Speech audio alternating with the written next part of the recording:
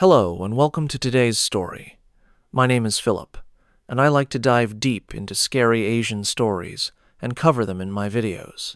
If you have an interesting story you want me to cover, let me know in the comments. I always read all comments. For now, let's get into today's story, where we have a few terrifying stories to share. One of them takes us to the quiet prefecture of Nara, Japan. A place known for its peaceful temples, deer parks, and old traditions. But behind the calm lies one of the most unsettling mysteries ever captured on camera. In 2005, a high school there held what should have been a normal graduation photo session. Students lined up neatly, smiling for the last time before stepping into the real world. But when the photo prints returned, something was wrong, terribly wrong. Among the familiar faces stood a girl no one recognized. Her uniform didn't match, her expression was distant, and her face looked blurred, as if she was caught mid-motion when no one else had moved. The photographer swore the space had been empty. Teachers checked attendance records every student was accounted for. So who was the extra girl standing in the back row, smiling faintly between the living? The story begins in early spring of 2005, in a quiet town on the edge of Nara Prefecture, Japan. The cherry blossoms had just begun to bloom, lining the narrow streets that led to a modest high school tucked between low hills and aging residential blocks. It was the kind of school that felt frozen in time, faded white walls, echoing hallways, and bulletin boards filled with years of overlapping memories. The students there had grown up together, most of them knowing each other since childhood. Graduation week was supposed to be a celebration, a farewell to youth before stepping into adulthood. The main focus of this story is a girl named Aki. She was an ordinary student, quiet, diligent, and often overlooked.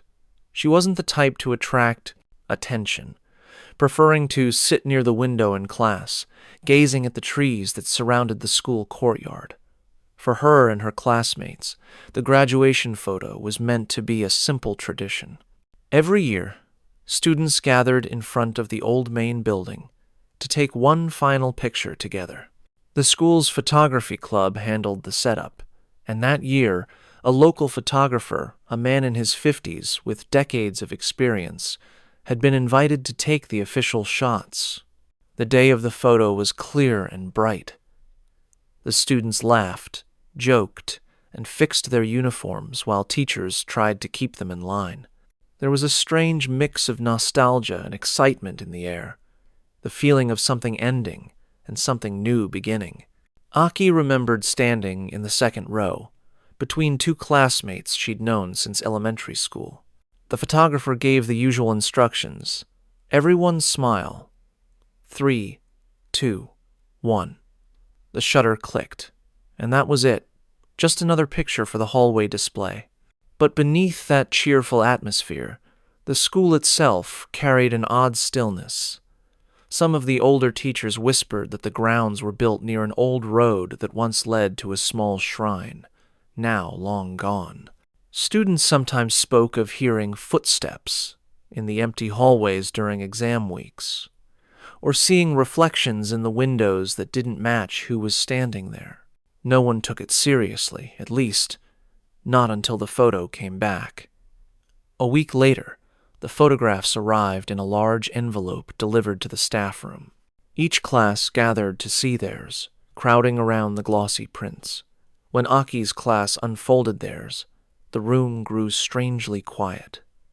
Someone pointed at the back row. There, between two students, stood a girl none of them recognized. Her posture was slightly slouched, her hair long and uneven, and her face blurred. Not the kind of blur caused by motion or bad focus, it looked intentional, like her features refused to settle into a single shape. At first, the students thought it was a prank. Maybe someone from another class had slipped in as a joke. But the teachers confirmed everyone's attendance that day. The seat that girl appeared in was empty during the shoot, and the photographer, when called, was visibly shaken, He swore he saw no one there. In his memory, the back row was perfectly aligned, every space accounted for. Still, life went on. The photo was displayed on the classroom wall as tradition demanded, though some students said they felt uneasy walking past it. Aki tried to ignore it, yet she couldn't help glancing at the figure whenever she passed. The eyes, though blurred, seemed to follow her, and sometimes, when the afternoon sun hit the glass just right, it looked as if the faint shape of the unknown girl was leaning forward, smiling a little wider. What no one realized then was that this photograph would mark the beginning of something far darker.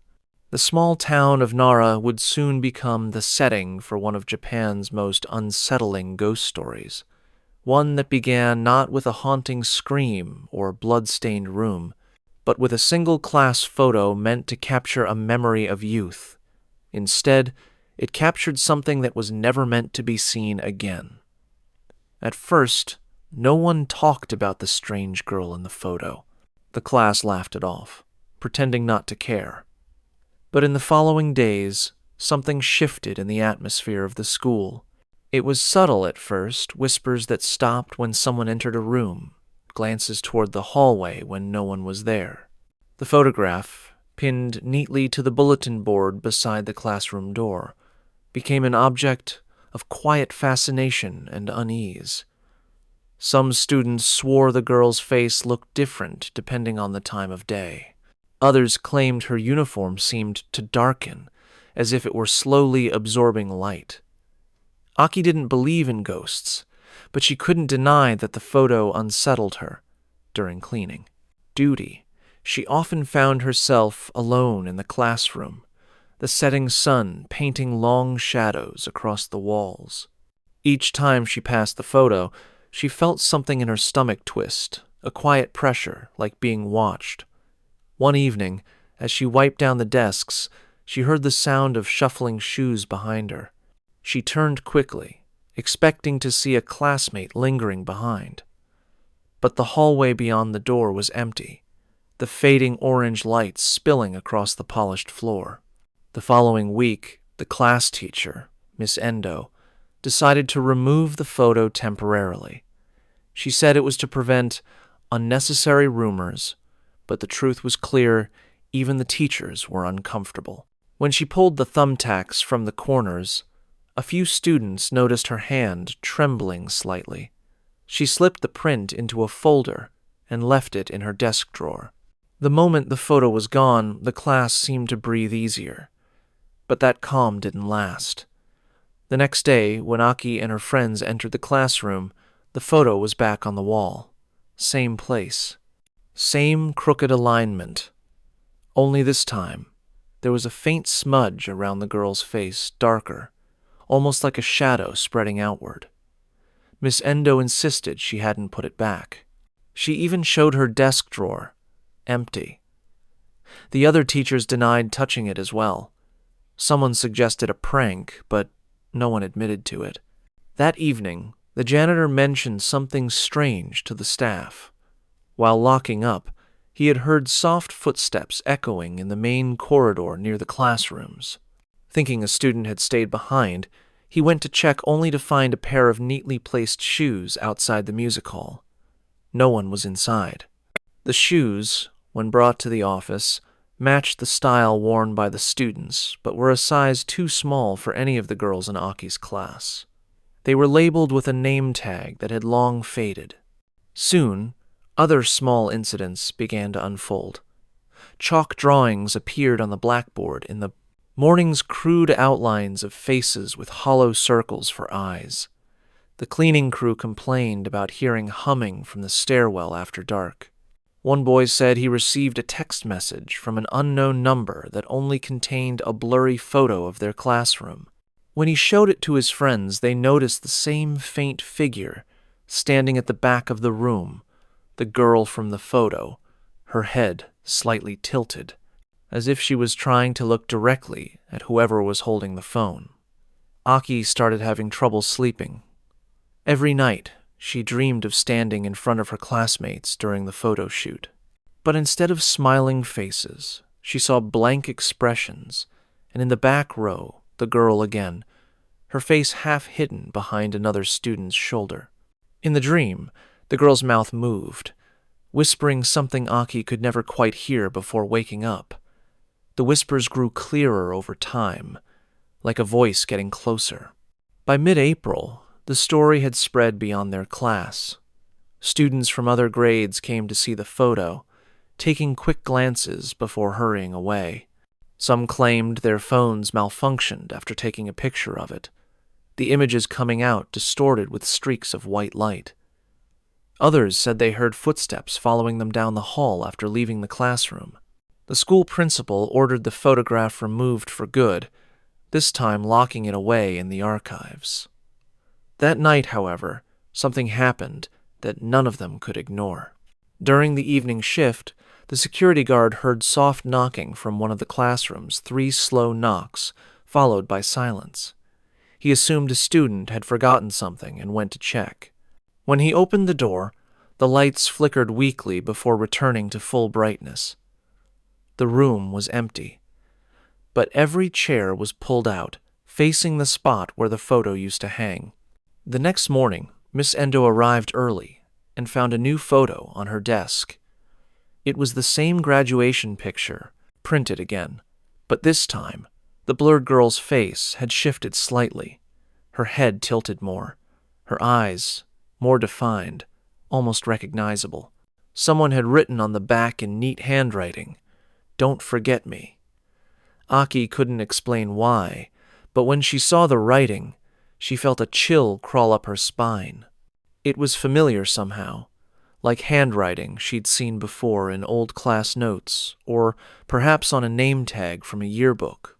That evening, unable to shake her unease, she went to the school library to look through old graduation records. She flipped through dusty albums until she reached one from the late 1992. Near the back, she froze. There it was, a group photo almost identical to theirs. And standing in the same back row position was a girl with the same hairstyle, same faint smile, and the same hollow eyes.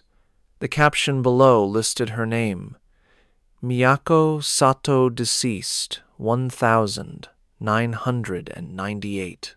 Aki closed the book quickly, her hands shaking. The room felt suddenly colder, the air heavier. Outside, somewhere down the empty hallway, she thought she heard it again, that faint, rhythmic knocking, echoing softly through the silence of the school. The next few days at Nara High School felt suffocating. Students whispered in the hallways, teachers avoided the topic entirely, and even the usually cheerful morning announcements sounded subdued.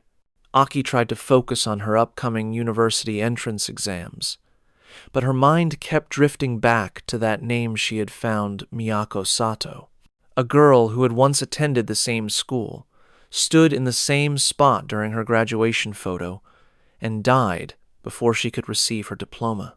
That night, Aki mentioned it to her close friend Haruna, who immediately regretted listening. "You shouldn't dig into it," Haruna warned quietly. "My sister was here in 1998. She told me something bad happened.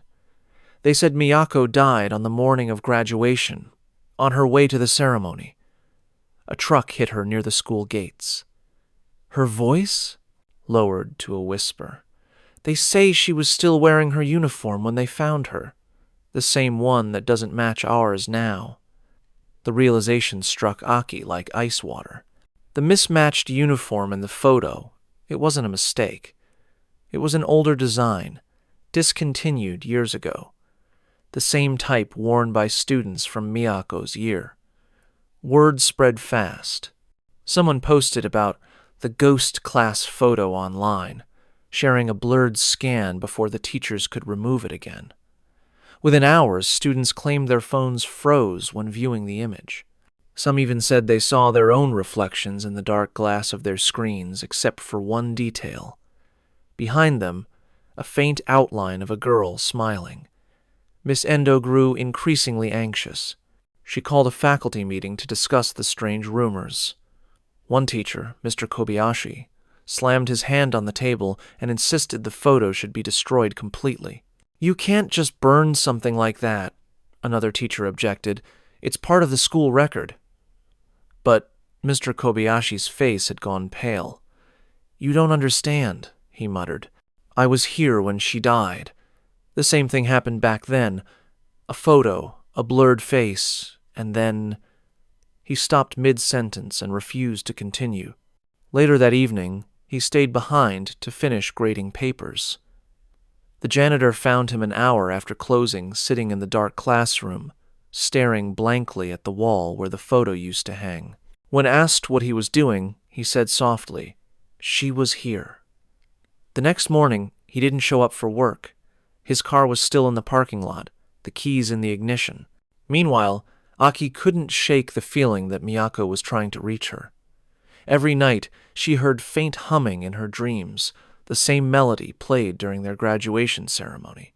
Sometimes, she'd wake up to find her phone flashlight turned on, pointed toward the corner of her room. Her reflection in the mirror looked slightly delayed, moving half a second slower than she did.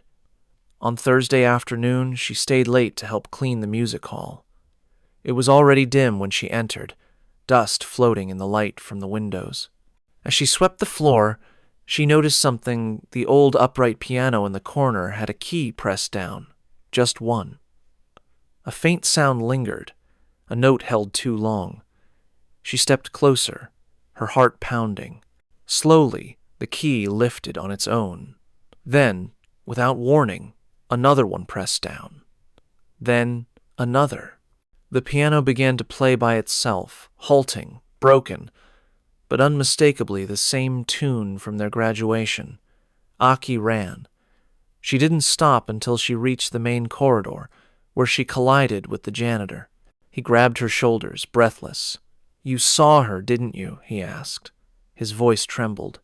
"The girl in the photo?" Aki nodded weakly. The janitor looked around nervously before leaning closer. "I've been here 30 years. Every time someone disturbs her picture, something happens. The knocks, the shoes, the humming. It's all her way of reminding us. She never got to graduate." The following morning, Aki's class returned to find something waiting on their desks. A single old-fashioned name tag, the kind used before 2000, with faint writing scratched into the plastic. Miyako Sato. Some students screamed. Others ran to the hallway, but Aki just sat frozen. The classroom air felt heavy, almost humid, and in the reflection of the window, she could have sworn she saw a figure standing behind the rows of desks. A girl, half transparent, her head slightly tilted, smiling faintly as if posing for a photo that would never end.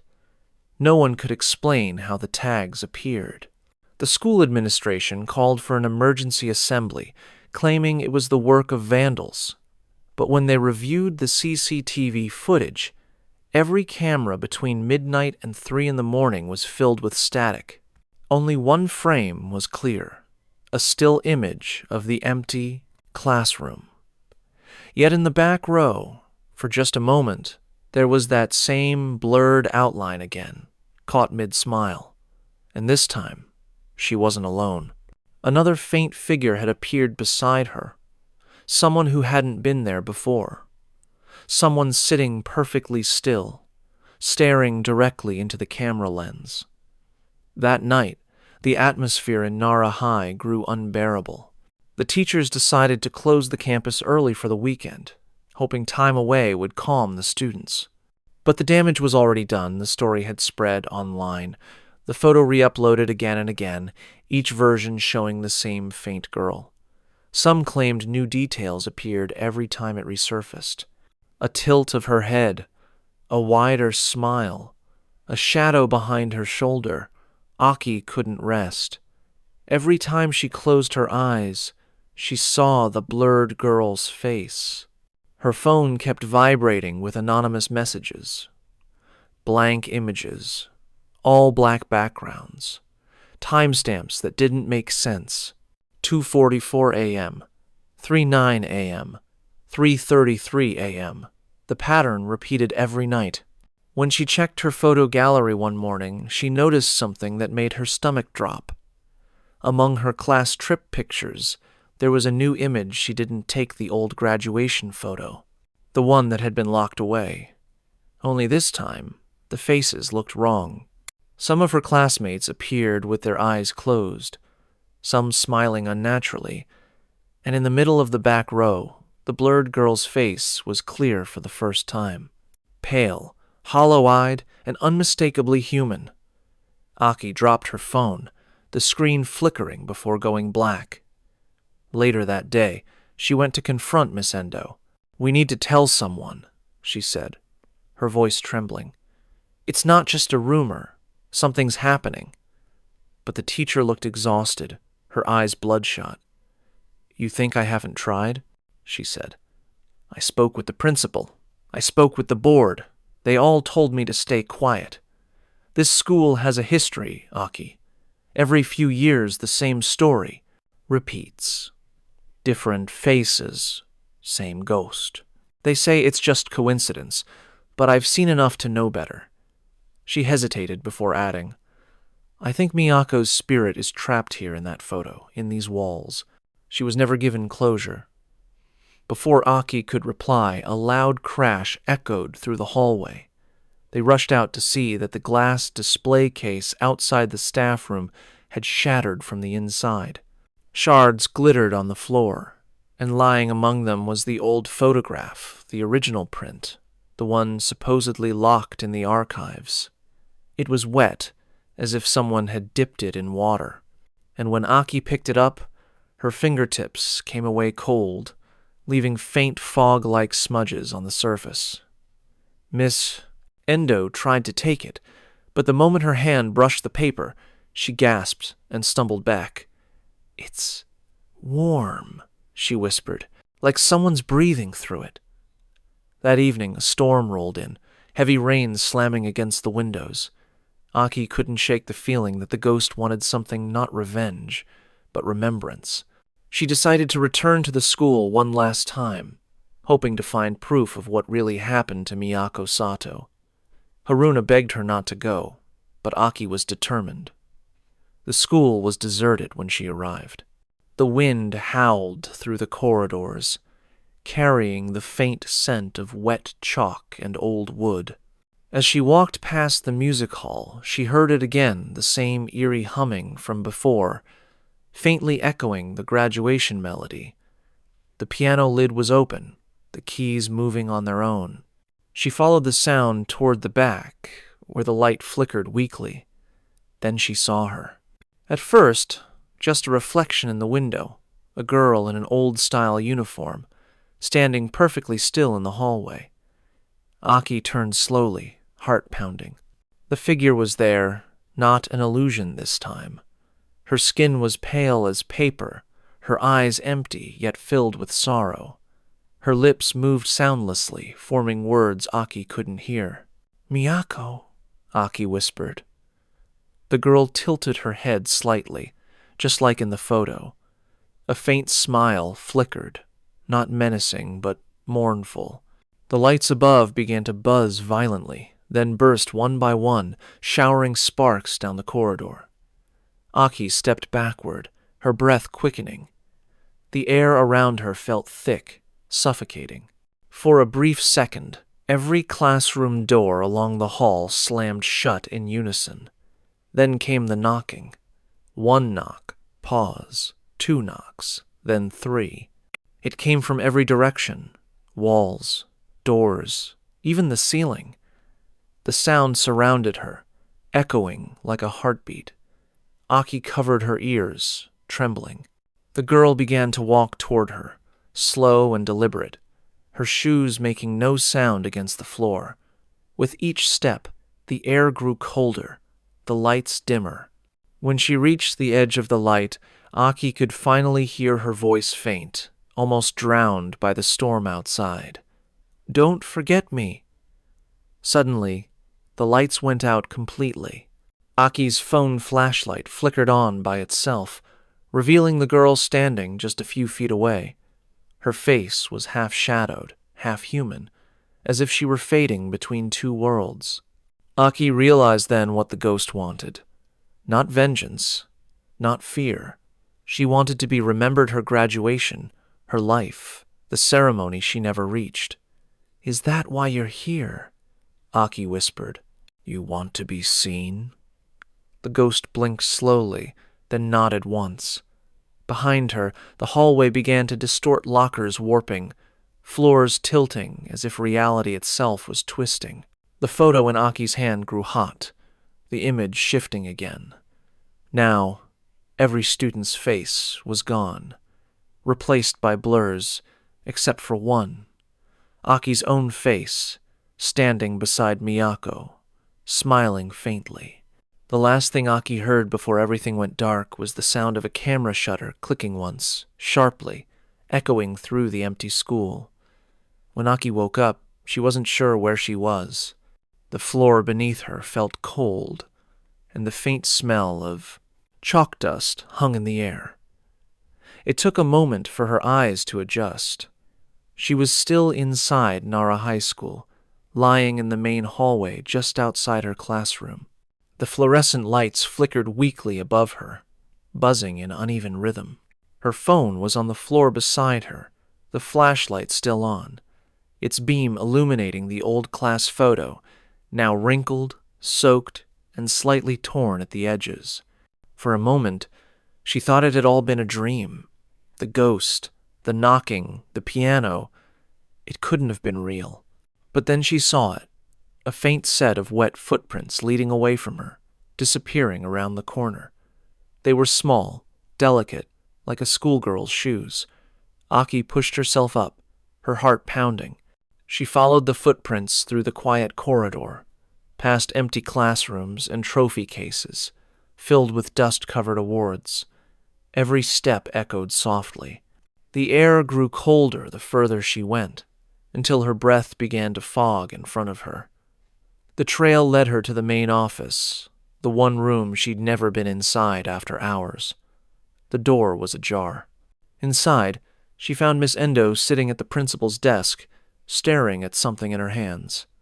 Her face was pale, eyes red from crying. When she noticed Aki, she jumped slightly, as if waking from a trance. "You shouldn't be here," she said softly. Aki ignored her. "What's going on, Miss Endo?" "I saw her, Miyako. She spoke to me." The teacher hesitated, then sighed, her shoulders slumping. "You weren't supposed to know," she whispered. "But I suppose it's too late now."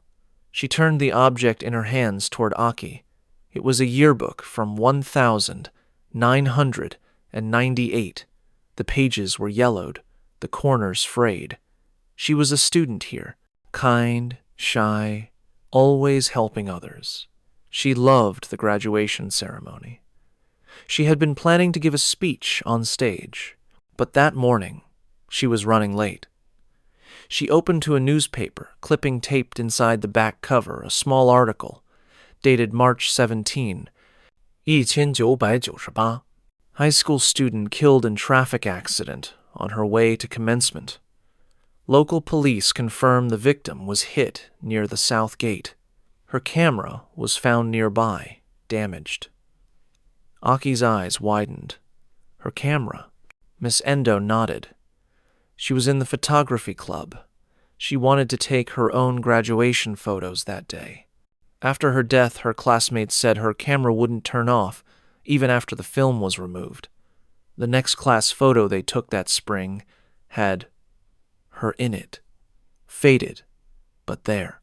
The school covered it up. They destroyed the prints, changed the uniforms, replaced the staff. But every few years, when a new graduating class lines up, her image appears again like she's trying to complete her final photograph.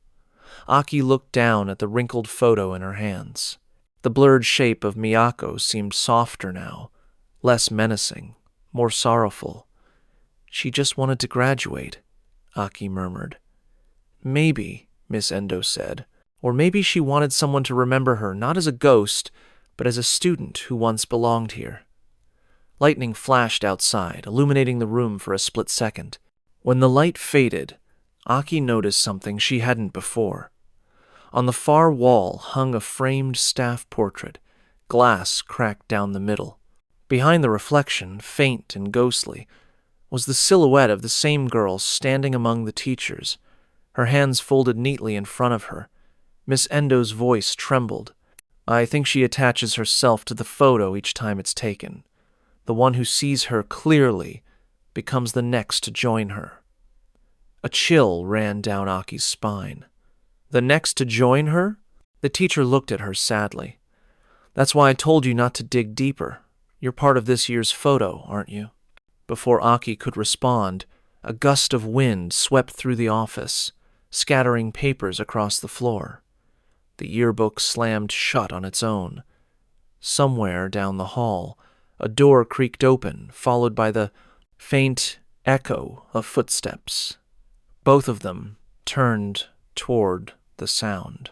Through the glass panel in the office door, a figure passed just for a second, a girl in an old uniform, her head slightly tilted, her expression unreadable. The lights flickered violently, plunging the room into darkness. Aki's phone flashlight turned back on, but this time the beam shone not at the door, but at the desk in front of her.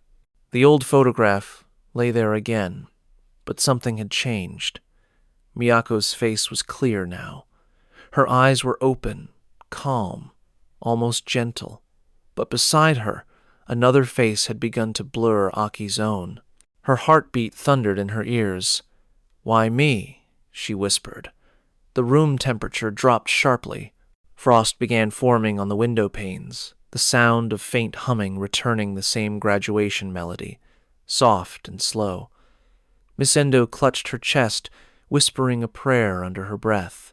"She's completing the photo," she said shakily. "You saw her. You acknowledged her. That's what she needed." The humming grew louder until it filled the entire room. The lights flickered once more, then steadied. The air went still. When Aki looked down again, the photo had changed once more, now showing a complete, perfect image.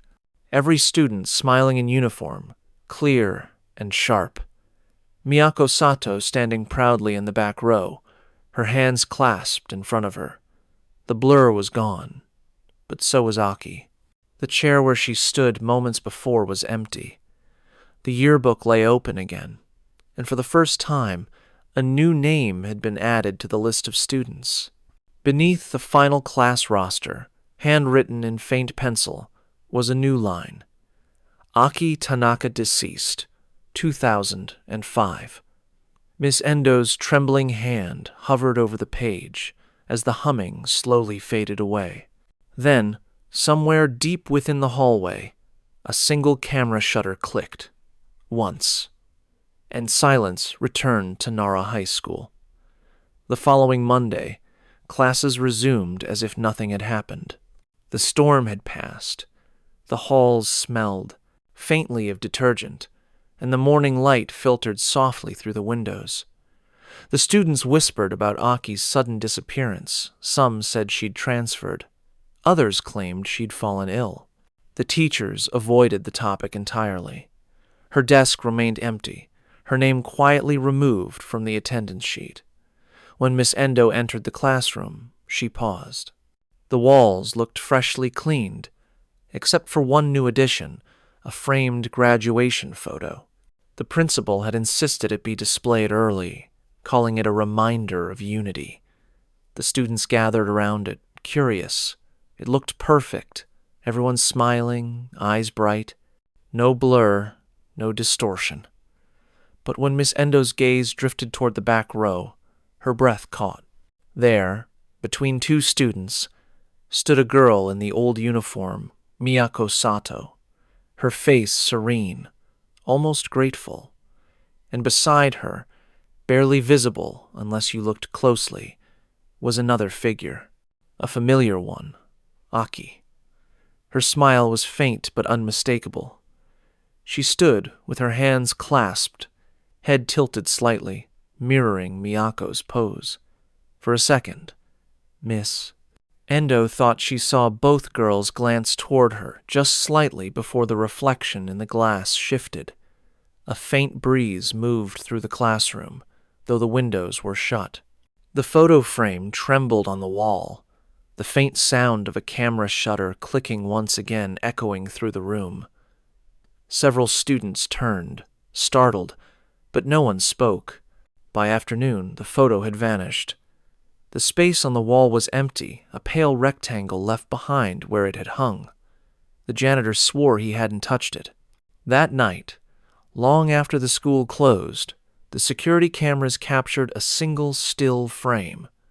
The hallway was dark, except for one flickering light. Beneath it, two figures stood side by side, one in an old uniform, one in a new, both smiling faintly, facing the lens. And on the wall behind them, a new class photo slowly began to appear. Every school has its secrets, some hidden in old photographs, others buried in the silence of forgotten classrooms. What happened in Nara was not an isolated case. Across Asia, countless campuses hold their own lingering echoes of tragedy, where memories refuse to fade and the dead never truly leave. Tonight, we move from Japan to Malaysia, to another story whispered among students and teachers alike. A story about a girl who was never meant to stay, yet somehow never found the peace to go. In Sungai Petani High School, the past still breathes through the walls, and those who enter a certain classroom after dark say they can still hear her crying long after the world has moved on.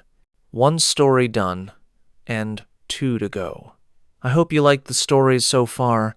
When I make these long videos, there are nights where I stay up really late working on them. Tomorrow I will be uploading another video. If you don't want to miss it, please subscribe. It's free, and it would help my channel get some recognition for daily posting. Thank you.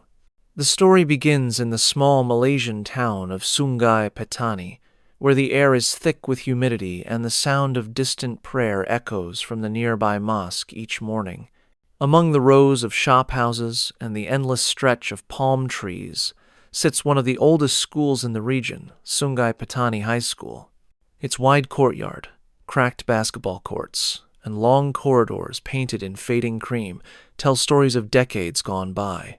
During the day, it looks like any other school, loud, alive, filled with the chatter of students in white uniforms.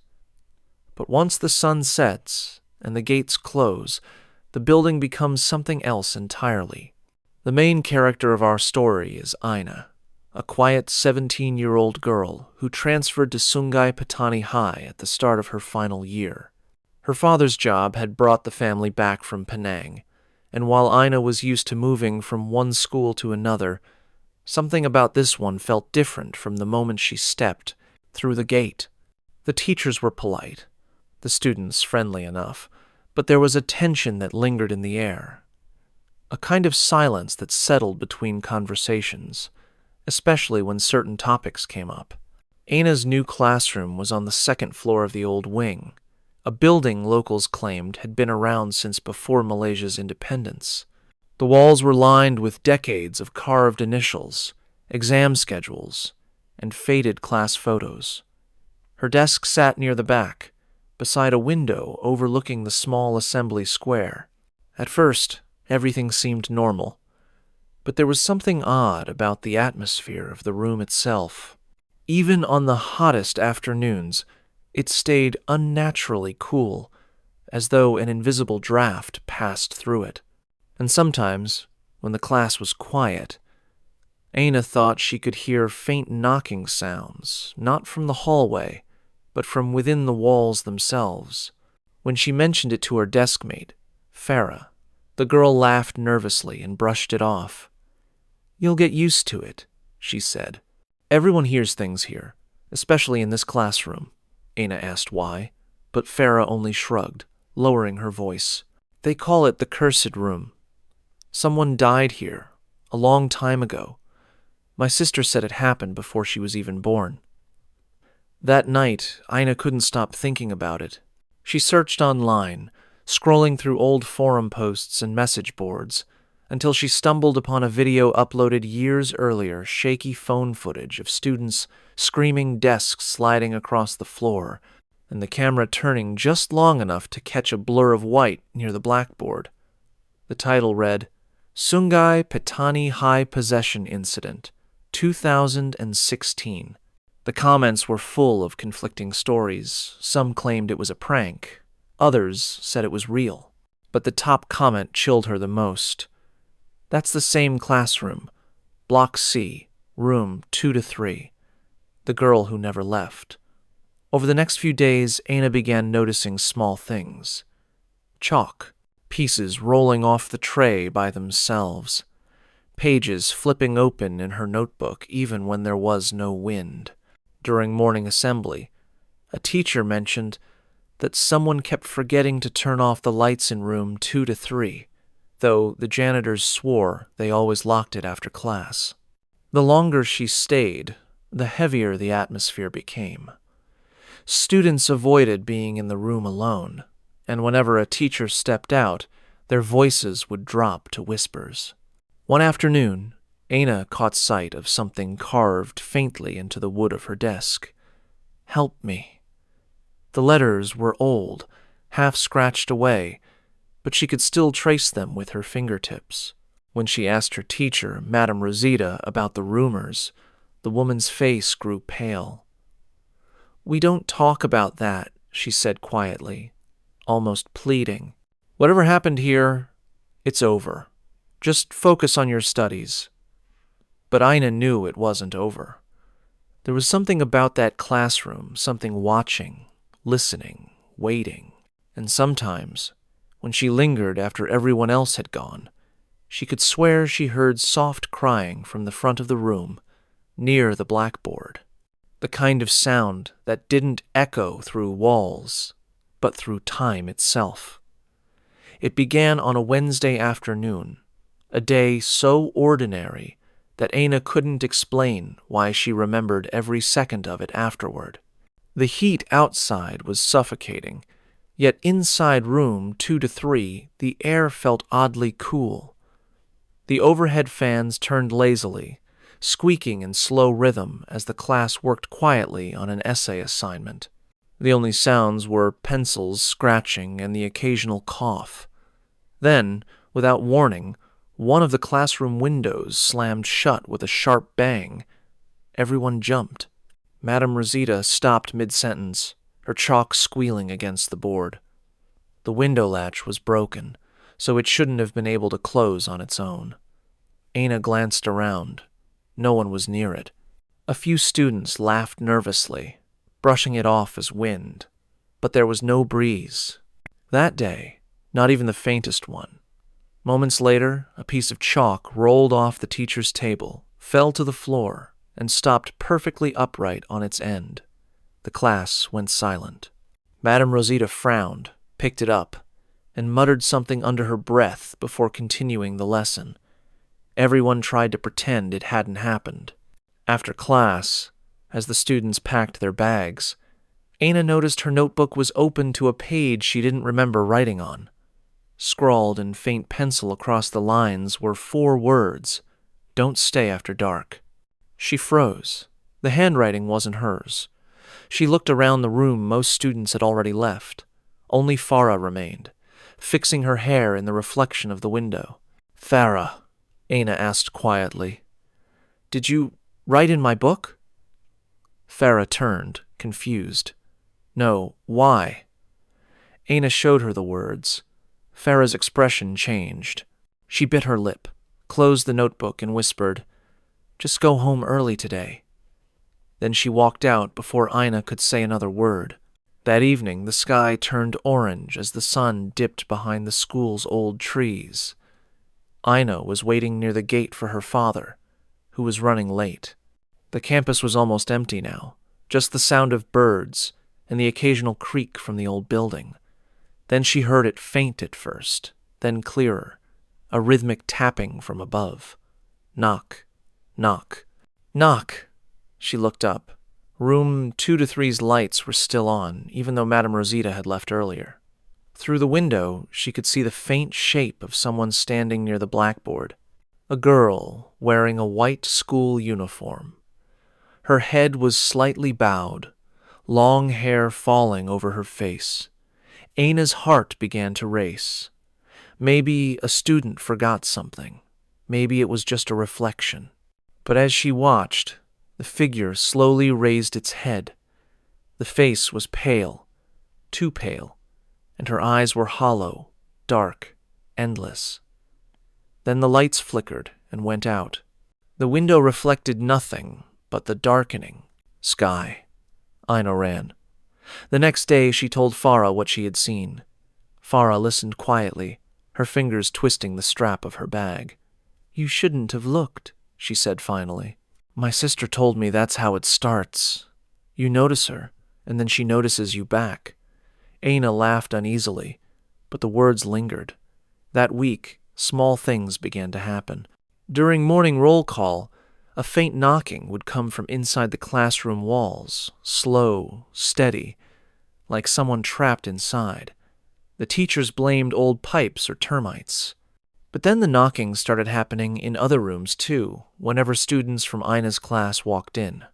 One afternoon, while cleaning the board, Aina found faint writing beneath the chalk dust, as though carved into the surface itself.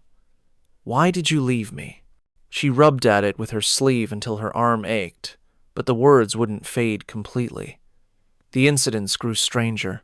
One girl fainted during a math lesson, claiming she felt someone breathing on her neck. Another swore she saw a pair of feet under the teacher's desk when no one was there. The administration dismissed it all as stress from upcoming exams, but everyone knew the fear had returned. That Friday, the principal called for a brief assembly, reassuring the students there was nothing to worry about. He mentioned rumors from the past and urged everyone to remain calm. But while he spoke, the power flickered across the hall. For a split second, the sound system screeched, and an unfamiliar female voice echoed through the speakers, a low, trembling whisper in Malay. "Saya masih di sini. I'm still here." Panic erupted.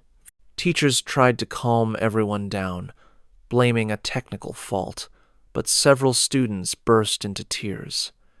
Aina stood frozen, the words replaying in her head.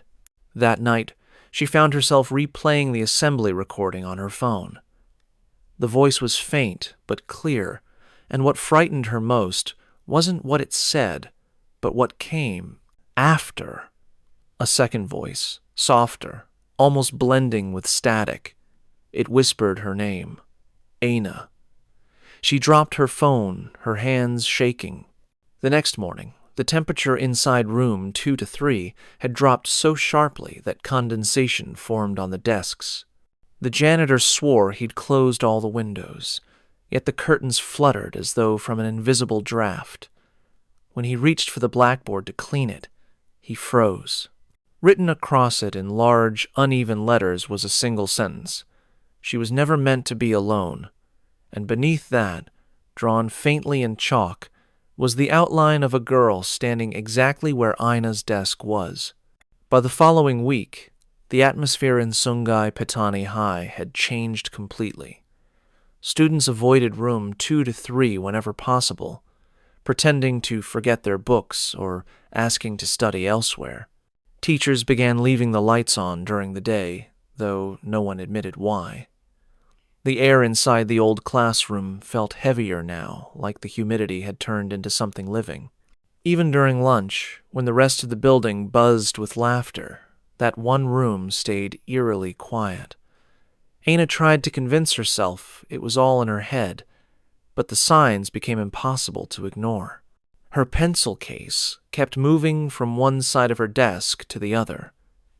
Her chair was sometimes pulled slightly back when she arrived in the morning, and every night, when she packed her bag, she found a small amount of chalk dust on her hands, even though she hadn't touched the board. The first real argument started when the head prefect, Amir, decided to prove once and for all that nothing supernatural was happening. "It's all hysteria," he said loudly in the canteen, attracting a crowd. "You all keep talking about ghosts, so your brains make you see things. It's just psychology." To demonstrate, he announced that he would spend one evening in room 2-3 alone.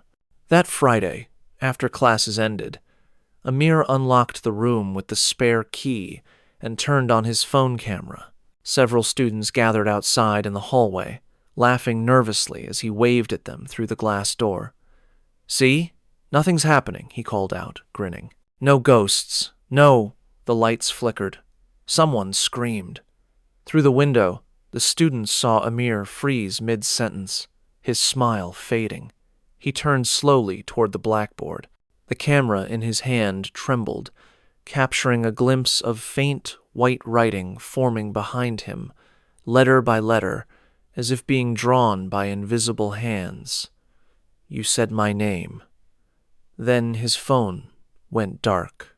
By the time teachers arrived, the door wouldn't open. It was jammed from the inside. When they finally forced it open 10 minutes later, Amir was standing motionless at the front of the class, facing the blackboard.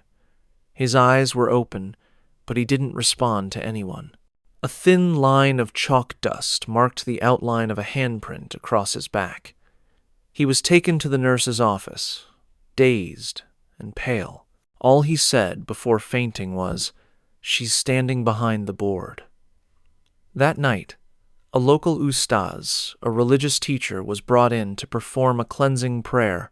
He moved through each corridor, reciting verses, sprinkling holy water on the walls. When he reached room 2-3, the air changed instantly. The wind outside stopped. The lights dimmed. He paused, eyes narrowing. "There's something here that doesn't want to leave," he said quietly. He asked everyone to stay outside while he prayed alone inside the classroom. For 15 minutes, the students waited in tense silence. Then a loud crash echoed from within. The door burst open, and the ustaz stumbled out, coughing. The metal bowl he'd used for the ritual water was bent inward, like someone had crushed it with bare hands. "It's not finished," he said, voice shaking. "She's angry. Someone called her name." From that day on, strange occurrences spread beyond room 2-3. The computer lab's monitors flickered on by themselves, displaying garbled text that looked like Malay written backward. In the girls' restroom, mirrors fogged over with handprints that dripped water even when wiped clean. The janitor quit after claiming he heard crying near the staff room every dawn, followed by the sound of footsteps running toward the old wing and stopping abruptly at room 2-3. Aina couldn't escape it either. Every night, at exactly 2:17 a.m., her phone vibrated once. No message, no call, just a single pulse. When she finally checked her call history, there it was. A missed call labeled unknown, 0 seconds. Her mother noticed the change in her. "You look pale, Sayang," she said gently. "Maybe you should rest." But Aina couldn't rest. She needed to know who the girl was, the one who never left. Digging through the school archives, she found an old, water-damaged folder labeled Incident 1974. Inside was a brief report. Female student, age 16, found deceased in room 2-3 after class hours. Cause: self-inflicted. Reason suspected: prolonged bullying. The name was smudged beyond recognition. Only one line remained clear. No parent claimed the body for 3 days. As Aina stared at the paper, a drop of water fell onto the page, though there was no leak above her. She looked up and froze. On the glass window separating the archive room from the hallway, a single word appeared in the condensation: "Stay." The letters faded slowly, one by one, as if someone unseen was wiping them away. The storm began without warning. By late evening, thunder rolled over Sungai Petani, shaking the thin classroom windows of the old wing. The power flickered twice before going out completely, leaving the building in near darkness. Most students had already gone home, all except Aina. She'd stayed behind in the library, determined to finish what she'd started. In front of her lay the faded report from 1974, the one that had haunted her thoughts since finding it. The name was gone, erased by time and moisture, but she could still make out fragments of the words self-inflicted and unclaimed. A chill crawled down her spine. Whoever that girl was, she died alone, forgotten by everyone. A sudden crash echoed through the corridor outside. Books rattled on the shelves. Aina flinched and turned off her flashlight. The sound came again, not random this time, a rhythm. 3 knocks, a pause, then 2 more.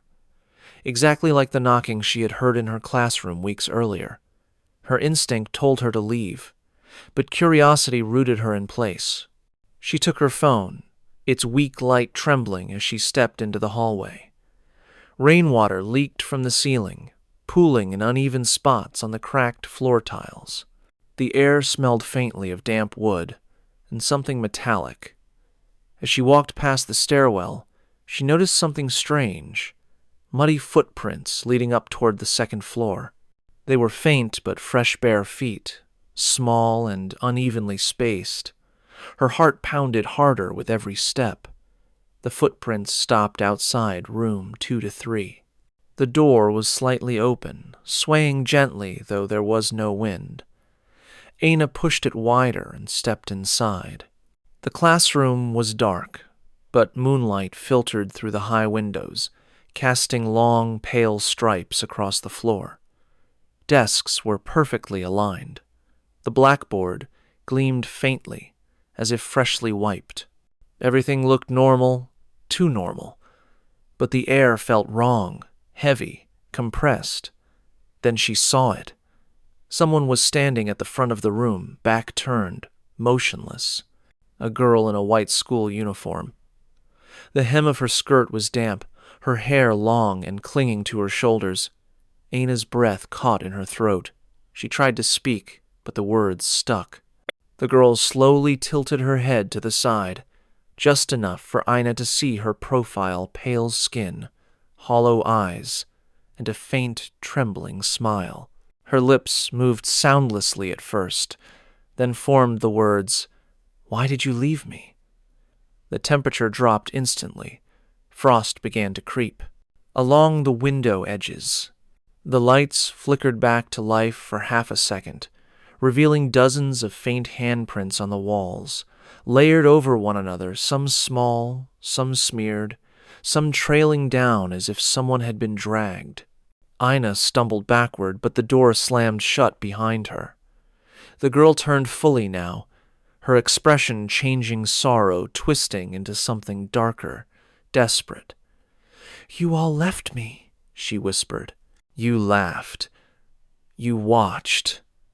Her voice was not one but many, overlapping tones of anger and grief, echoing from every corner of the room. Aina covered her ears, but the sound wasn't just in the air, it was inside her head. The blackboard began to shake violently, chalk pieces rolling off and breaking on the floor. Then words appeared across it, scrawled in jagged white letters. "Say my name," Aina shouted over the noise. "I don't know your name." The chalk broke mid-stroke, and a sharp silence fell. Then, softly, the voice returned, almost childlike. "Yes, you do." Ina's phone vibrated in her pocket. She pulled it out, and on the cracked screen, a single message glowed through the static. "You read it already." Her mind raced the file, the smudged report, the half-erased name. She thought of the faint letters she'd tried to decipher, S, A, maybe L, and then she remembered. The corner of the page hadn't been completely destroyed. It had read, "Salma student, deceased." "Salma," Aina whispered. The wind stopped. The light steadied. The girl blinked once, her trembling ceasing. For a moment, her eyes softened, her voice barely audible. "You remember me." But the calm lasted only a second. A blinding flash filled the room, followed by a deafening bang. The blackboard cracked down the middle, splitting cleanly in two. Every desk flew backward, crashing into the walls. The windows burst open, rain and wind flooding inside. In the chaos, Aina could see the girl's form flickering, fading, reforming, torn between presence and disappearance. Her voice echoed through the storm. "You remembered too late." Aina fell to her knees, clutching her head as the entire room vibrated. The ghostly figure began walking toward her, leaving wet footprints on the trembling floor. The closer she came, the clearer her face became not monstrous, but human, broken, filled with sorrow. "You all left me here," Salma whispered, reaching out a pale, shaking hand. "Now no one leaves." The lights exploded one last time, plunging everything into darkness.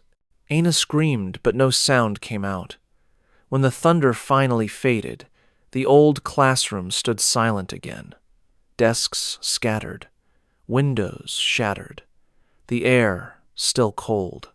And near the front of the room, faint on the cracked blackboard, one last line appeared in chalk, written by unseen hands. Someone finally said my name. When morning came, the storm clouds over Sungai Petani had broken, leaving behind a sky the color of dull metal. The teachers arrived early, unlocking the gates as usual, unaware of what had transpired during the night. But when they reached the second floor of the old wing, they stopped. The floor outside room 2 to 3 was soaked, puddles of water leading straight to the doorway. The windows were shattered inward, glass scattered like frost across the tiles. Inside, the desks were overturned, papers plastered to the floor by rain. The blackboard was split clean down the middle, a dark crack running through the heart of it. Written faintly in chalk, despite the damp, were 5 haunting words. Someone finally said my name. No one could explain what had happened. The school called it an act of vandalism. The police were summoned, photographs taken, reports filed. But behind closed doors, the teachers whispered to each other about Aina. Her phone had been found on the floor, flashlight still on, camera app open. The final photo in her gallery showed the classroom empty except for one faint, blurry figure near the blackboard. A girl in a white uniform. Aina herself was found hours later, unconscious but alive, near the back stairwell. When she woke up in the hospital, she couldn't remember how she'd gotten there. Her mother held her tightly, crying with relief, but Aina's eyes remained fixed on the far corner of the room, as if she were listening to something no one else could hear. The principal, desperate to keep the situation quiet, ordered the old classroom sealed off indefinitely. Maintenance workers nailed boards over the door, and the staff moved Aina's class to a newer building. For a time, the school tried to forget, but memory is stubborn in places like that, and stories, once spoken, never really die. A week later, Miss Rosita visited Aina at the hospital. The girl was pale, her voice soft, but her thoughts were clear. She wasn't angry, Aina said suddenly, staring out the window. Not at first, Miss Rosita frowned. Who are you talking about? The girl, Salma, the one who died here. She didn't want to hurt anyone. She just didn't want to be forgotten. The teacher froze. How do you know that name? Aina turned to her, her expression strangely calm. She told me. The words hung heavy in the air. Slowly, Aina began to explain what she remembered. When I said her name, everything stopped. The noise, the shaking, it all just stopped. I saw her clearly then. Not like a ghost, not a shadow. She looked like a normal girl. She told me they locked her in that classroom after school. She'd been bullied for months, and that day, they told her no one wanted her at the ceremony. She waited for them to come back, but they didn't. Miss Rosita's hands trembled. That's not in the reports. They covered it up, Ana continued. The teachers back then told the police it was an accident, but she said she couldn't leave because no one said her name anymore, not even once. The teachers swallowed hard. So that's why. She wanted someone to remember her, to say her name again. That's why she kept showing herself in the classroom, not to scare us, to remind us she existed. For a long moment, the room was silent except for the faint hum of hospital machines. Then Miss Rosita said softly, "Do you know what's strange, Ina? When I first started teaching here, an older staff member warned me never to erase the name carved into the back of the blackboard. I never understood why, but after the repairs in 2004, the whole board was replaced." Ana blinked. Her name was there, wasn't it? The teacher nodded slowly, faintly, written over and over again, like someone didn't want it to fade. Maybe that's what kept her trapped. We erased her completely. Later that week, the ustaz who had performed the earlier cleansing was asked to return. This time, he carried a bundle of white cloth and a small notebook. He entered room 2 to 3 alone while the staff waited outside. The building was silent, the air unnaturally cold. He prayed quietly, then laid the notebook on the floor and opened it. Inside, on the first page, was the name Salma binti Rahim, handwritten in careful script. Beneath it, he wrote a short prayer for forgiveness and release. When he finished, he whispered her name 3 times. The lights flickered once. Then, the temperature began to rise just slightly, but enough that his breath no longer fogged. For the first time in years, the classroom felt normal. When he emerged, his face was pale, but calm. "She's gone," he said softly. "She just wanted her name remembered." For weeks afterward, the school remained quiet. The strange knocking stopped. The temperature returned to normal. Even the mirrors in the restrooms no longer fogged mysteriously. Students started joking again in the hallways, relief spreading like sunlight after a long rain. And yet, some things never fully returned to normal. One night, the new security guard making his rounds paused near the sealed classroom. The boards across the door were still in place, but faintly, from the other side, he heard something. Not crying this time. A soft voice, humming. It was the tune of the old school anthem, the one no one had sung since the 1,970 seconds. And if you listened closely, between verses, you could hear it a faint whisper, carried on the still air. "Thank you." Months passed, and life at Sungai Petani High slowly returned to normal. The laughter of students once again filled the corridors, and room 2 to 3, still sealed, became little more than a story whispered to frighten first years.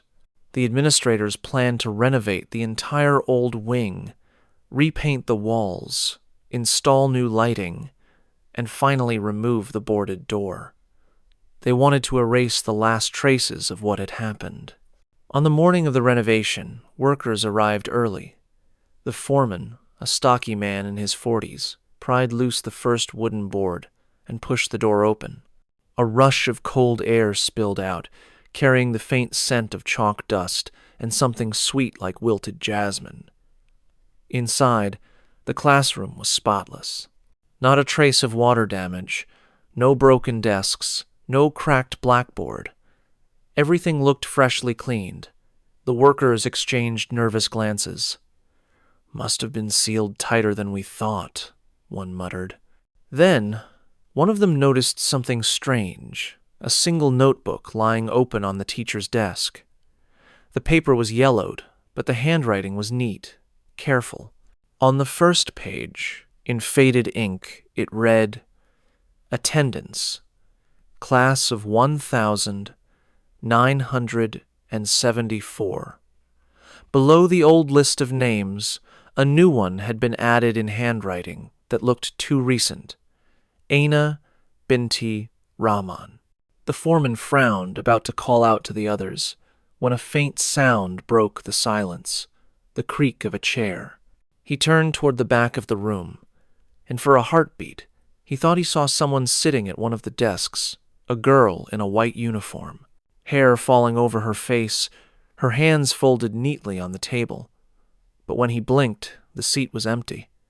He shook his head, laughed uneasily, and closed the notebook. "Just shadows," he muttered. As he turned off the lights and stepped outside, the faintest echo drifted through the air, a soft voice, almost a sigh, coming from the empty classroom. "Don't close the door." Then the wind slammed it shut behind him. Some stories cling to the walls of schools like shadows that refuse to fade.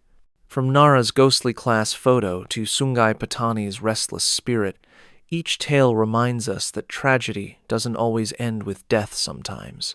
It lingers, waiting to be noticed. But our next story takes us even deeper into the heart of fear, where belief and panic blur into something no science can fully explain.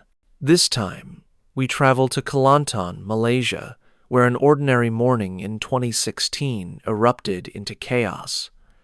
Hundreds of students screaming, fainting, claiming to see a dark figure towering above them. What began as hysteria soon became something else entirely. A mass possession that would leave the entire school, and the nation shaken to its core. Kelantan, Malaysia, a place where the air feels heavy with heat and superstition, where old beliefs and modern life constantly intertwine. In the rural town of Kota Baru, surrounded by rice fields and palm groves, stands Sekolah Menengah Puteri Rama, an all-girls secondary school known for its strict discipline and deep religious values. On most mornings, the echo of laughter and recitations fill the courtyard, the rhythmic chants of morning prayers rising beneath the bright tropical Sunday. But beneath that calm routine, the campus carries an uneasy reputation. Students whisper that the school grounds were once part of an old Malay burial site, and that something ancient still lingers there, watching. Our story centers around Nurul, a 17-year-old student preparing for her SPM examinations, Malaysia's crucial national test. Quiet and studious, Nurul was the kind of girl who rarely drew attention. She stayed behind after class most days, reviewing notes under the fluorescent lights of the science block. Her teachers loved her focus, her classmates admired her dedication, but over time, that admiration turned into quiet unease. Nurul had started mentioning strange things. The feeling of being watched near the back windows, the sound of breathing when she studied alone, and the faint smell of jasmine, even though no one nearby wore perfume. The other girls laughed at first until it began happening to them too. Chairs would scrape across the floor without anyone touching them. Classroom lights flickered when teachers spoke of religious topics. And at night, during extra study sessions, students sitting by the window sometimes saw a reflection that didn't match anyone in the room, the faint shape of a tall, thin figure with hair so long it brushed the floor. The older staff knew something wasn't right. Weeks earlier, the school had begun major construction near the science block, a new annex building, complete with modern labs and dormitories. The first thing the workers did was remove an enormous old tree that stood behind the building, its gnarled roots stretching deep into the soil. For decades, teachers had quietly warned students not to linger near that tree after sunset. Some said it was the dwelling of a Pontianak. Others claimed it was a resting place for a jinn. But progress didn't respect superstition, and so the tree was cut down, its hollow trunk hauled away by bulldozers. Soon after, the strangeness began. Nurul noticed it first. During her evening study group, she heard what sounded like soft humming coming from the empty corridor outside the science lab. The tune was oddly rhythmic, a melody she couldn't place, but one that made the small hairs on her arms stand upright. When she opened the door to check, the hallway lights flickered, and a cold draft swept past her. Her friends saw her face turn pale as she stepped back inside. "There's someone out there," she whispered. A woman. She was just standing by the sink. The teachers brushed it off as exhaustion, but that night, the guard on duty swore he heard a woman laughing near the newly dug construction pit, a laugh that echoed and faded into a cry. By the next morning, rumors had spread through every class. Some students claimed to have seen a tall black shadow gliding past the science block windows during assembly. Others heard scratching on the walls when no one was around. The principal ordered a school-wide Doa Salamat, a prayer ceremony for protection to calm the hysteria. For a while, it worked. The laughter returned. The halls felt lighter. But Nurul couldn't shake the feeling that something was still there. She began waking up with bruises along her arms, shaped like long, thin fingers. Her friends told her to seek help, but she hesitated, afraid of being mocked or blamed for spreading panic. Then, on one humid April morning, as the first bell rang and students gathered for roll call, a single scream cut through the air, sharp, guttural, and inhuman. It came from the science block, and by the time teachers arrived, the entire corridor was filled with girls collapsing, shaking, and screaming words that weren't their own. It started as confusion, a single scream echoing down the corridor, followed by the sound of chairs clattering and papers scattering across the floor. The teachers thought it was a fight, or maybe a fainting spell from the heat. But when they reached the science block, chaos had already taken over. Dozens of girls were on the ground, trembling, eyes rolled back, some laughing hysterically, while others clawed at their uniforms as if trying to peel something off their skin. The air felt unnaturally cold, thick with the scent of iron and jasmine. Teachers shouted for calm, but their voices were drowned out by the sound of desks scraping and students crying. Nurul stood frozen in the doorway, unable to move. She could see her classmate Amira pressed against the blackboard, her body stiff, her head jerking violently as if she were fighting something unseen. A teacher rushed forward to help, only to stumble back when Amira's voice changed lower, raspier, almost masculine. "She shouldn't have cut the roots," it said. Everyone stopped. The voice wasn't hers. Moments later, Amira collapsed, limp. The silence that followed was worse than the screaming. Within minutes, the entire school was in disarray. Students ran into the hallways, sobbing, clutching their friends. Some refused to speak, others laughed uncontrollably. A few fainted without warning. The principal, pale and shaking, ordered an immediate evacuation. But the moment the girls stepped outside, several more began to scream, pointing toward the construction site behind the science block. Nurul followed their gaze, and her stomach turned cold. The old tree stump, where the workers had cut down the massive trunk, was split open. The hollow center was dark, wet, and glistening, as if something inside it was still alive. Around it, the soil had sunken inward, forming a shallow pit. The workers who had been digging earlier were gone. Only their tools remained, scattered in the mud.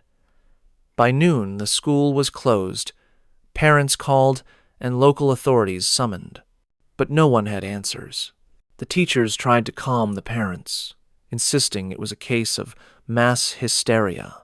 Yet every few minutes, another girl would start shaking, her voice dropping into a low growl before she fainted. Nurul's mother arrived late, her face pale with worry. "Come home," she urged. But Nurul hesitated. Something about what that voice had said, She shouldn't have cut the roots, kept replaying in her mind. She didn't know who she was, but the words felt directed at her, somehow as if the spirit knew her name. That night, the school WhatsApp group was flooded with videos. Grainy clips filmed by students showed the chaos. Girls screaming, some crawling on the floor, one slapping her own face while crying, "I didn't mean to," over and over.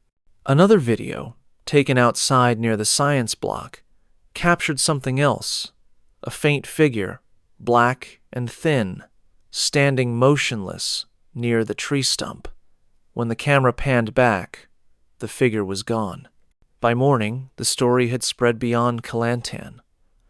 National newspapers ran headlines about mass hysteria sweeping through a girls' school. Psychologists called it psychogenic illness, triggered by stress and suggestion. But the locals didn't believe that. The construction workers refused to return, claiming they saw a woman in white gliding through the site at dawn. Even the headmistress, a practical woman, asked the local ustaz to perform cleansing prayers on the grounds. For a few days, the situation seemed to improve. Classes resumed in the unaffected buildings, though the science block remained closed. But then, during a routine biology class, it started again. Nurul was seated near the back, trying to focus on her notes when she heard a soft whisper. At first, she thought it was one of her classmates, but the voice came from beneath her desk, low, husky, almost breathless. "You heard me that day," it said. She froze. Her pencil dropped to the floor. When she leaned down to pick it up, her eyes met a dark patch spreading across the tiles, wet, like something seeping from beneath the floor. The smell hit her next, jasmine mixed with rot. She gasped, stumbled backward, and the moment she did, the entire back row of students screamed. The lights flickered violently, one bulb bursting with a sharp pop. A cold gust swept through the classroom, slamming the windows shut. The teacher shouted for everyone to stay calm, reciting prayers under her breath. But as she spoke, her voice faltered. On the blackboard behind her, faint chalk writing appeared, letters forming one by one in jagged strokes. "I was buried here." The teacher dropped the chalk and backed away. Nurul stared at the message, her heartbeat pounding in her ears. "That tree," she whispered. They dug it up. She was there. Later that evening, the teachers gathered in the staff room to discuss what to do next. One of them, a woman who had taught there for 20 years, said quietly, "Before that tree was cut, every headmistress knew the rule never disturb the ground behind the science block. The older staff used to call it tanah larangan, forbidden soil." Another teacher shuddered. Then why didn't anyone say anything? The older woman looked down at her hands. Because the last time someone did, she started seeing things too. That night, the school gates were locked early. The headmistress promised things would return to normal after another cleansing. But as Nurul passed by the science block on her way out, she saw something that made her stop in her tracks.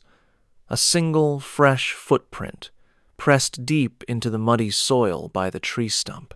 It was too small to belong to any of the workers. And beside it, half buried in the mud, lay a strand of long black hair. The following days at Sekolah Menengah, Puteri Rama felt like living in a fever dream. The air was thick with tension, students whispering prayers under their breath as they passed the science block. Even the teachers refused to go near it, locking the corridor doors and taping a sign that read, "Restricted access. Maintenance in progress." But everyone knew the truth. There was no maintenance. Despite the supposed calm, strange things continued to happen. During morning assembly, the microphone screeched with static, and through the distortion came a woman's laughter, soft, melodic, and chillingly clear. Students screamed, scattering across the courtyard. The staff rushed to unplug the sound system, but the laughter kept playing until the power to the entire hall was cut.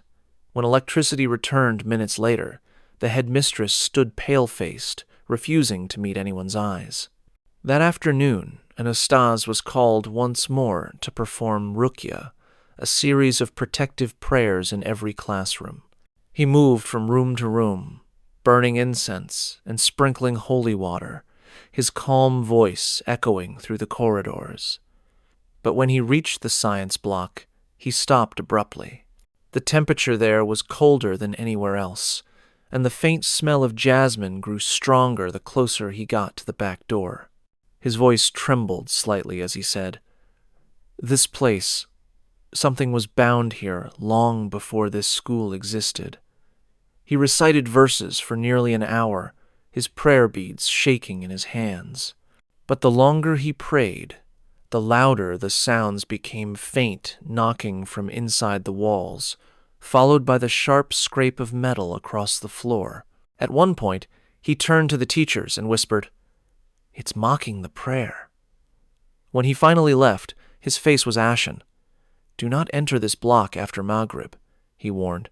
"If you must, recite Ayatul Kursi before you step inside." But not everyone believed. Among the teachers was a science instructor named Mr. Fies, a man who scoffed at superstition. He insisted it was all psychological mass hysteria, the same explanation being broadcast on the evening news. That night, determined to prove everyone wrong, he decided to inspect the science block himself. He unlocked the corridor door at dusk, flashlight in hand, muttering about primitive nonsense. The next morning, his car was still in the parking lot. The guard found him sitting on the floor of Lab 2, staring blankly at the wall. His flashlight was on, its beam fixed on a single corner where the plaster had peeled away. When the headmistress arrived, she noticed that he'd drawn something on the floor with chalk, a rough sketch of a face, its mouth opened in a scream. He wouldn't speak for days, only repeating the same line whenever anyone asked what he saw. She wasn't buried deep enough. News of the incident spread like wildfire. Students refused to attend afternoon classes, and parents demanded answers.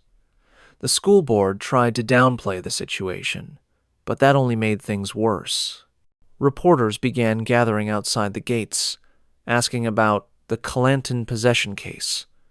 Psychologists arrived, explaining the outbreak as a collective reaction to stress. But the locals, especially the older staff, knew better. One of the cleaners, Maktima, whispered that she saw a woman standing under the moonlight near the pit tall, hair so long it brushed the ground, her hands blackened as if burned. Then came the second wave. It began during a late-night prep session. The girls were studying in the new block, far from the science labs, thinking they were safe. But suddenly, the lights flickered, and every window burst open at once. A strong gust of wind blew through the room, scattering papers like white birds. Then silence. Aina, one of Nurul's classmates, looked around in confusion, her hair whipping across her face. That's when she noticed something written on the fogged glass window, a single word traced by an unseen finger, Kembali. Return.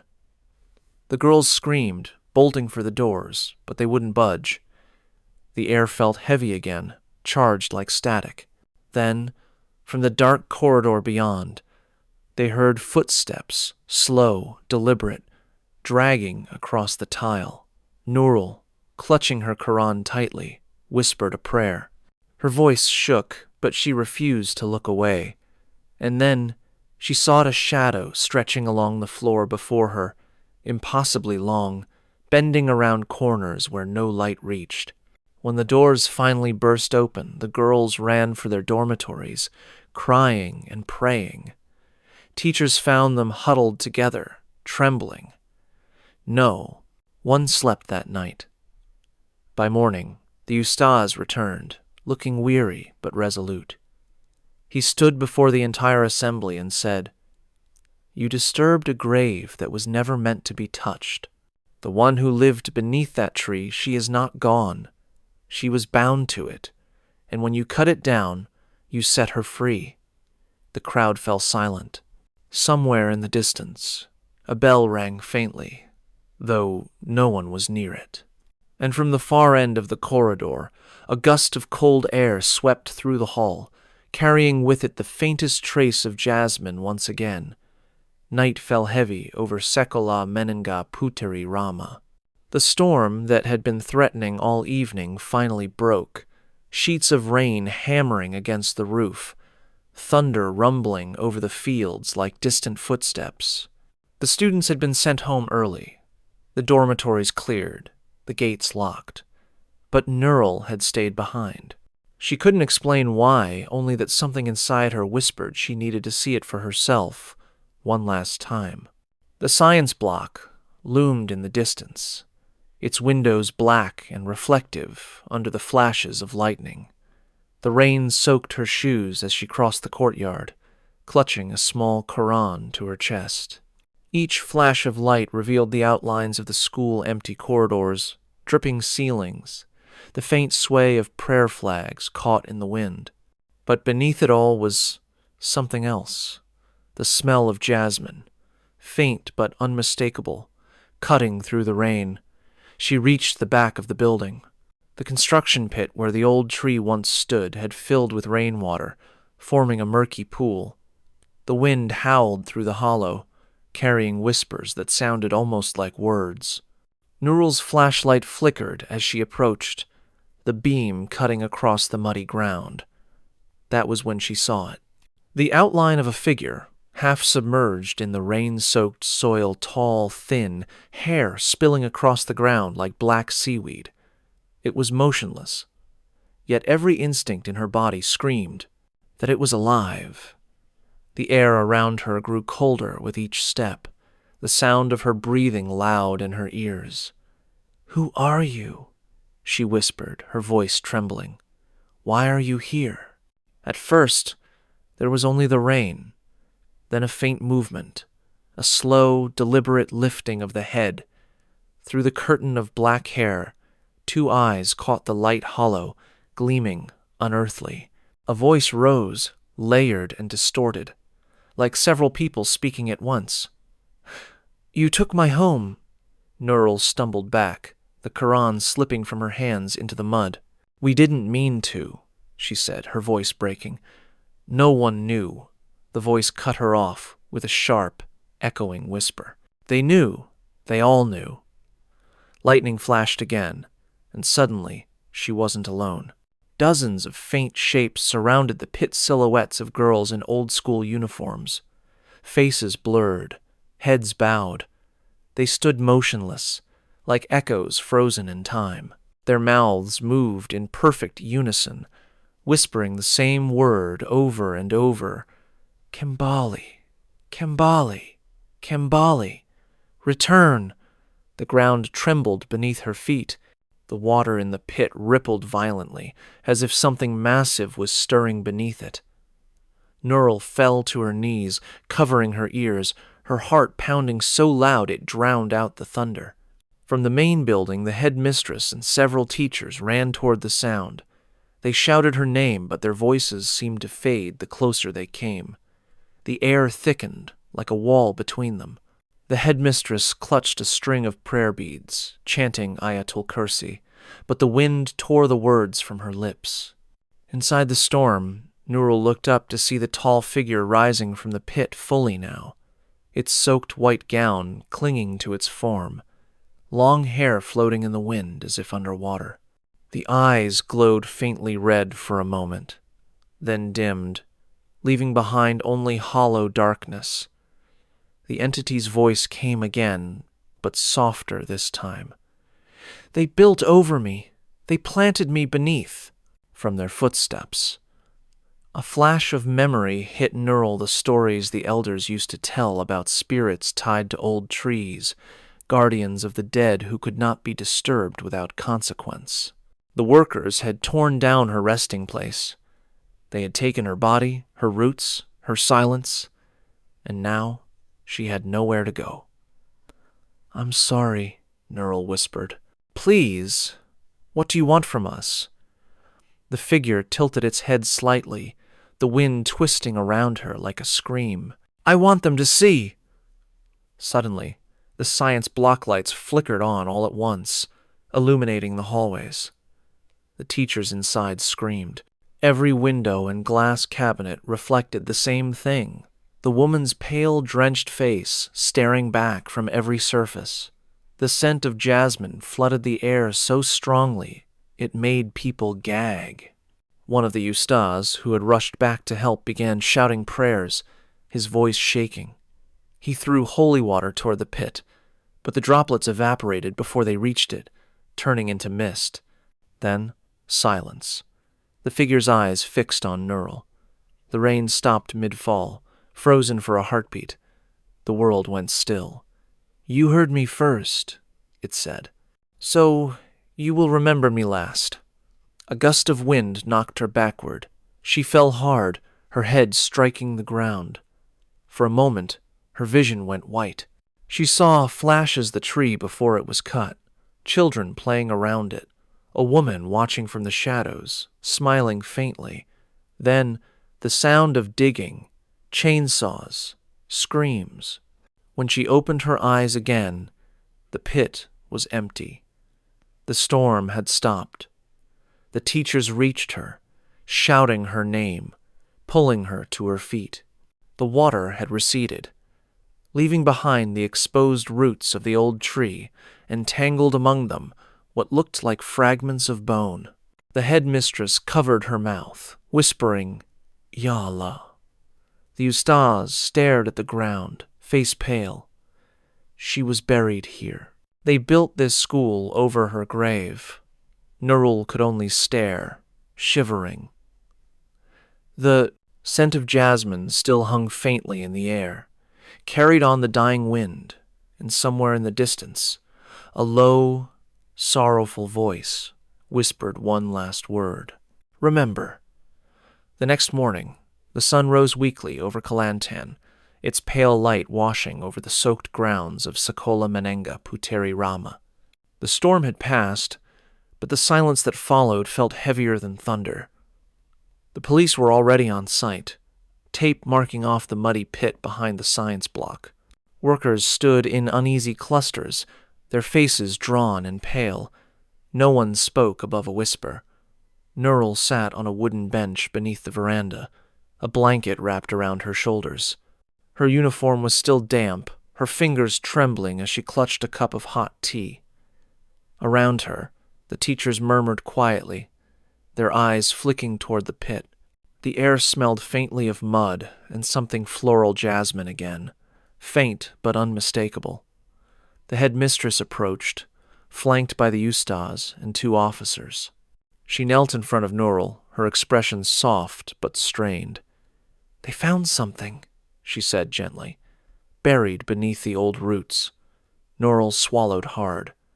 "Bones?" The woman hesitated, then nodded. "Small ones. Fragile.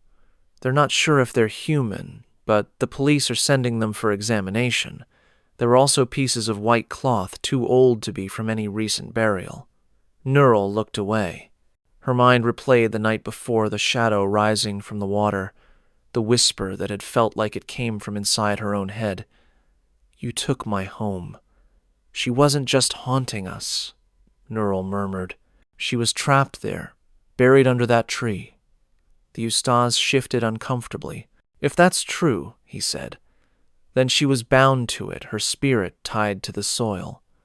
When the workers destroyed it, she became restless, searching for what was lost." The headmistress's voice trembled. "But why attack the girls?" "Not attack," the Ustaz said quietly. "She was showing herself, trying to make them feel what she felt, fear, pain, helplessness. She wanted someone to remember her, someone to acknowledge that she existed." A gust of wind passed through the courtyard, carrying the faintest scent of flowers. The teachers fell silent. That afternoon, a local historian visited the school after hearing the news. His name was Ensek Razak, a retired teacher from the area, and his face grew grim when he saw the sight. "This ground," he said, "was part of an old kampung long before the school was built. Oral stories say a woman died here accused of witchcraft during the Japanese occupation. They say she was beaten and buried beneath a tree alone." The headmistress covered her mouth. "And the tree?" "Planted over her grave," Razak finished. "To keep her spirit quiet," the ustaz nodded slowly. "So when they removed it, they set her free," the historian said. "For a long time, no one spoke. The only sound was the faint rustle of palm leaves in the wind." Later that day, the ustaz began preparations for a final cleansing. The entire staff and remaining students gathered in the courtyard after Maghrib prayers, candles, and incense burning in small clay bowls. The ustaz's voice echoed through the night, calm and firm, each verse rolling through the dark corridors. Teachers recited softly, their voices trembling. As the prayer reached its end, a sudden gust of cold air swept across the courtyard, extinguishing several candles. A shiver rippled through the crowd.